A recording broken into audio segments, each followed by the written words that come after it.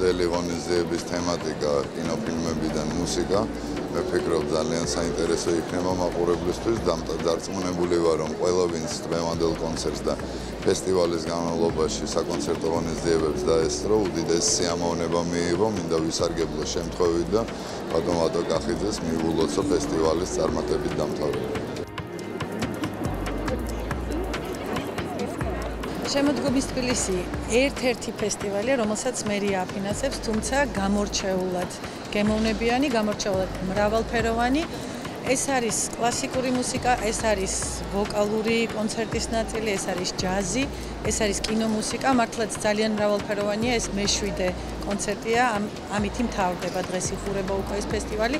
თბილისის მერია ყოველთვის დგას იქ, სადაც ყველაზე მნიშვნელოვანია ქალაქისთვის. ეს ის სფერო არის, რომელიც ქალაქს ძალიან ჭირდება და ჩვენი მხარდაჭერის გარეშე ამ ფესტივალების ასე ვთქვათ ფუნქციონირება პრაქტიკულად შეუძლებელია. აქედან გამომდინარე ჩვენთვის ძალიან მნიშვნელოვანია ამ ფესტივალის მხარდაჭერა და დღეს უკვე ბოლო კინომუსიკით დამთავრდება ამ ფესტივალის ბოლო კონცერტი. მე ძალიან მოხარული ვარ, რომ დღეს ასეთი ანშლაგია და ამდენი ხალხია მოსული და დღეს გაიჟღერებს ესე იგი სულხანის მუსიკა, კინომუსიკა.